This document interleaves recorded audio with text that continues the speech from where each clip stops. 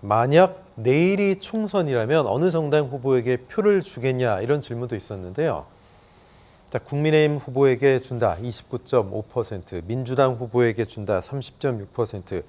재미있는 것은 정당 지지도보다 정작 표를 준다는 퍼센트 포인트는 한 4% 넘게 국민의힘은 떨어지고요. 민주당은 좀 비슷합니다.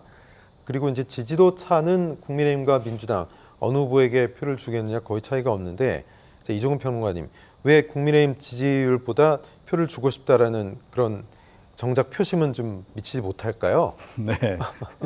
근데 뭐 제가 보건대는 예. 최근에 1년의 그 여론조사 흐름하고 네. 큰 차이는 없다라고 봅니다. 예. 기본적으로 양당 모두 지금 핵심 지지층들만을 상대로 해서 지금 정치를 하고 있고, 네.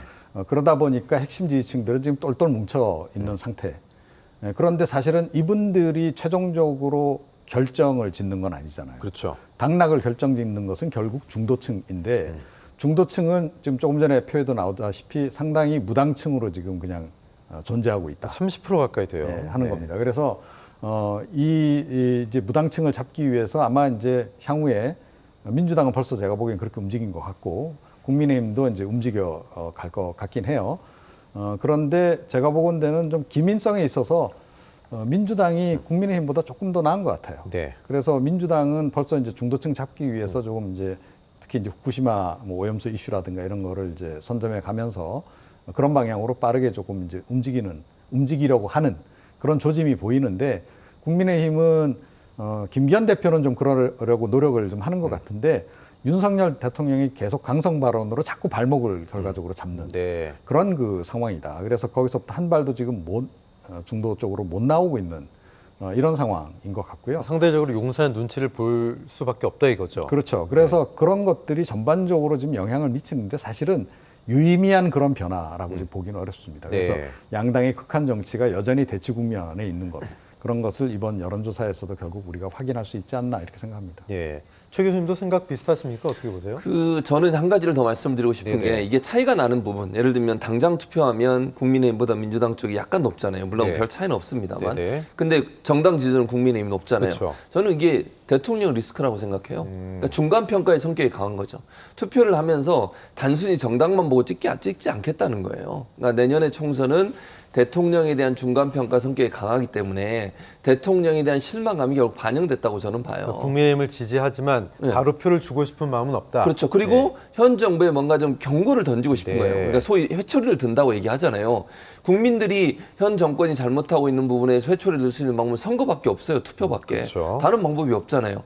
그러니까 이번 총선에서 대통령의 저는 실정, 소위 국민의 뜻과 국민의 여론을 제대로 받들지 못하는 정치 행위, 이런 부분에서 뭔가 회초리를 좀 들어야 되겠는데, 그게 바로 국민의힘에 대한 지지를 하지 않는 방법을 하겠다라고 하는 의사가 어느 정도 반영됐다고 저는 봐요.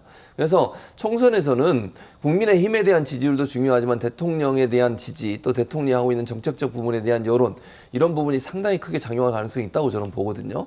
왜냐하면 아까도 말씀드렸지만 대통령의 정치 어떤 행태라든지 아니면 국정 운영에 대해서 불만을 갖고 있는 분들 입장에서는 이번에 좀 혼을 내서 정신 좀 똑바로 차리게 해야겠다라고 생각이 들면 국민의힘을 지지하지 않지 않겠습니까? 그런 점들이 일정 부분 작용되는 게 아닌가 그렇게 생각합니다. 네, 그렇다면 무당층, 과연 지지하는 정당이 없는 분들 또는 다른 분들은 신당, 창당, 삼지대에 대해서는 어떻게 생각을 하실까? 필요하다가 47.7, 불필요하다가 42.4입니다. 오차 범위 내에서 신당, 창당의 필요성, 불필요성의 의견이 맞서고 있는데, 최 교수님 이 결과는 어떻게 보십니까? 저는 이게 신당 창당의 필요성에 이제 40 몇 퍼센트, 47%인가요? 그 정도의 지지를 했잖아요. 이 말은 양당의 염증을 느끼고 있는 거예요. 거대 양당, 국민의힘이든 민주당이든 제대로 하지 못한다 하는 부분을 명확하게 표현하는 거라고 생각합니다. 근데 불필요라고 얘기하는 게 42.4%잖아요. 저거는 제가 생각할 때는 신당 창당을 준비하는 분들이 그러면 이 양당의 실망한 사람들의 마음을 받을 만큼 또 그걸 대처할 수 있는 세력화가 가능한 사람들이냐, 이 부분에서 의문이 있다는 거예요. 지금 현재 양양자 의원하고 금태섭 전 의원이 지금 깃발을 들었는데, 이분들에게 마음을 줘서 과연 이분들이 거대 양당을 대체할 수 있는 그 정도의 능력을 갖고 있느냐는 부분에 의문이 있다고 저는 생각하거든요. 예를 들면 아주 지지율이 높은 대선 후보급 지지자가 있건 누가 정치인이 있거나 아니면 리더십이 있는 정치인이 있다고 하면 이게 훨씬 더 많이 올라갔을 거라고 저는 네. 생각해요.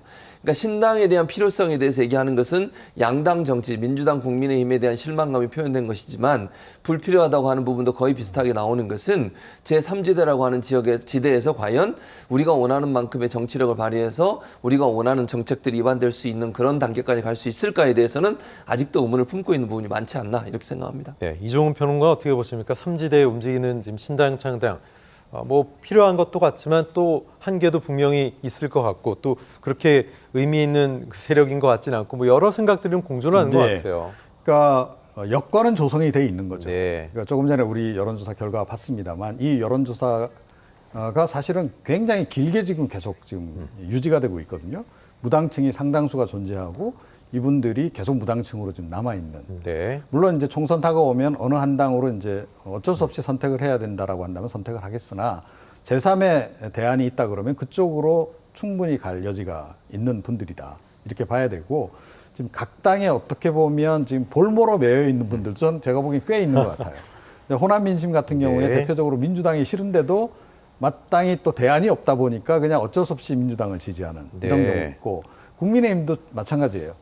국민의힘 요즘에 여론 들어보면 특히 지역 여론 들어보면 PK나 TK 지역에서 윤 대통령에 대해서 불만 갖는 분들이 꽤 좀 있다는 거예요. 예. 그런데 이분들도 마찬가지인 거죠.